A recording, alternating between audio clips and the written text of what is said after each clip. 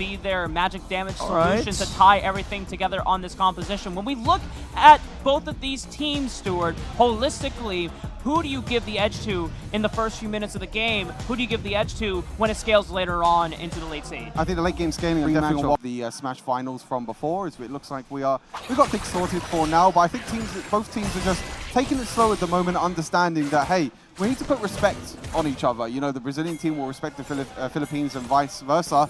But I say a bit of respect. Timelapse trying to look for a bit of an invade. Is looking aggressive. The flash forwards. Hilo didn't find the dredge line. It just hit the wall. Here comes the call of the Forge God. Massive knockup is there on the two members. Emrock sends it on to Kazik. Stomps the bug for first blood. Brazil's the first one to strike in this match. The Corky drops as well to Teals' Ezreal. And it's the Capybaras that go up 2-0 in this fifth match of the day. Yeah, Timelapse going down. This is the exact same strategy they used to try and take down the early game of Vietnam. But it did not work out. Chumas. Oh! Well-timed flash off of the weirding Calypshumas as he comes out of the pool. And team fight, CKT had a big disadvantage. So now, Hilo looking for the engage, but that dredge line doesn't really get that much damage down onto his target, but it does force him away. Ponti might be in trouble. The flash from Pacheco into the showstopper off of the face breaker. That's going to force Ponti's own flash.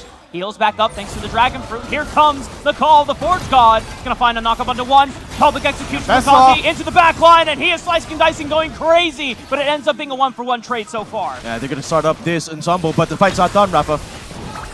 Mike goes over to Timelapse, secures the ensemble. Here comes the rest of the fight.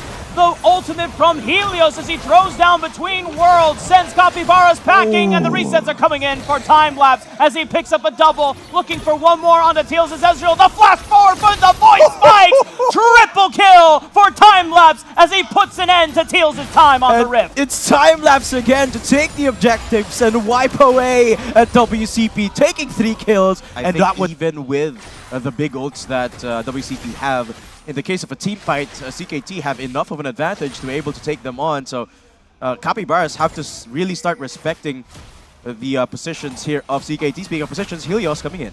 Oh, Pacheco, he's trying to lure them into a trap. The call of the Force God hits all 3 members. It slows down the fight. And look at the setup from Rox TV. Tries to find that massive knockup, but there's no damage to be able to get on top of the play with the engage. Capybaras are able to at least surprise Team Chickmint, but they don't get a single kill off that, just summoner spells. And the surprise as the Ornn, that's exactly the same type of play that they used against Vietnam earlier with the Galio. Pilo, dredge line right on top of Timelapse, but he's able to just jump away since no one from the Capybaras is able to follow up, and just like that, Emrock gets popped like a balloon. Tactical bursts him to smithereens. The flash comes out from Chumas as he's trying to run away. The call of the Forge God barely misses him, but it's the Capybaras that are once again on the back foot, and Team Chickmint continuing to put the pressure on in this fifth game. And to add insult to injury, Timelapse gonna steal away the blue buff, diving in. Oh man, Teal's barely able to survive by dodging Capybaras, and now Kazik's just soloing Baron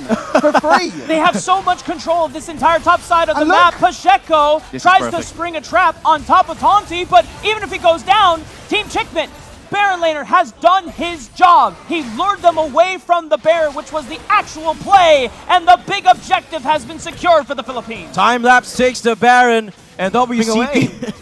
He's like, yeah, I can farm the jungle. I can also farm objectives. I can also farm that Baron as well for free. Oh, big knockup from Rox. Here comes the call of the Forge God once again. Pilo just will die before the Forge God makes the knockup happen once again. And it is Timelapse leading the charge alongside Rox, forcing the Arcane Shift out of Teals. The rest of the Capybara squad are on the retreat.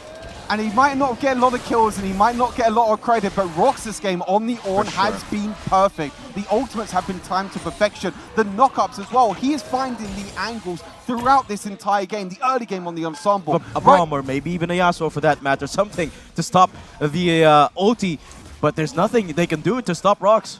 Given how much priority has been on Nautilus, banning it away from multiple teams this entire day, I thought that there would be an advantage for Pilo, but speaking of which, Taunty just says, good night, Emrock, I am your true nightmare. And Taunty, this time with a fancy feat, executes Emerok, and it's an assault on all fronts. Top lane, bot lane, mid lane. CKT are all over the WCP. Helios! Oh my gosh. Helios, what are you eating, brother? Because this guy is jacked on the Aurora. That's the Aurora damage. I know Dayton was also feeling the Aurora damage as well. Oh my god, he goes again! Aurora damage galore, Kazakh's damage galore, and the rest of the Filipino squad is shouting Canino Kala to World Capybaras! Team Chickbit absolutely destroyed the Brazilian squad. One last attempt from Emrock to try to defend the base, but it's a knockup from Rocks, and Team Chickbit will destroy Capybaras, advancing to 4-0 in the group score. Chickbit with a 4-0 and a 2-0 against their old rivals. I think this rivalry is done and dusted. Chickbit have cemented themselves the superior squad. Incredible performance. Helios again, time-lapse as well. On that Kazakhs that you mentioned we saw earlier on today. But like I said, for me, the MVP has to be Rox in this game. Rox was incredible on this Ornn pick, the crowd control, the knockups, everything about that. It just made it so difficult for the Wild Capybaras to scale because every single time you're looking for engage after engage after engage. And I think the biggest thing about Rox is as well, apart from his positioning and, well, going around the enemy, he does have a very quick decision-making process. He knows which target to select, where exactly to pull the call to go Forge God, and just pivot the fight into their favor. What an impressive showing from Team Chickbit. At the beginning of the game, that first scrap over on the bottom side of the map, it looked promising for the Brazilian squad. It looked like time-lapse went a little too aggressive, but the rebound, the ability to recenter their control and realize that window on the top side for the fight around the ensemble, that dictated the rest of the tone for the game. Yeah, unfortunately for the Wild Capybaras, and you mentioned Dayton during the cast, they just used their ultimates way too early. The set ultimate, the flash forward, the knockdown ulti was used so early, and I feel like at that point, when you've used your ultimates that early on the game, you should just leave it. Just be like, okay, we'll take the cast, and then that's it. Yeah, and I think there's a lot of decision-making that was not too bad for Capybaras. It's just that they were getting out-microed in the grand scheme of things. Like, yes, they were using all of the ults to take down these single players from CKT, but they kind of had to. Yeah, and that's sometimes how the cookie crumbles. But we do have an interview with one of the winning players from Team Chickbit right now.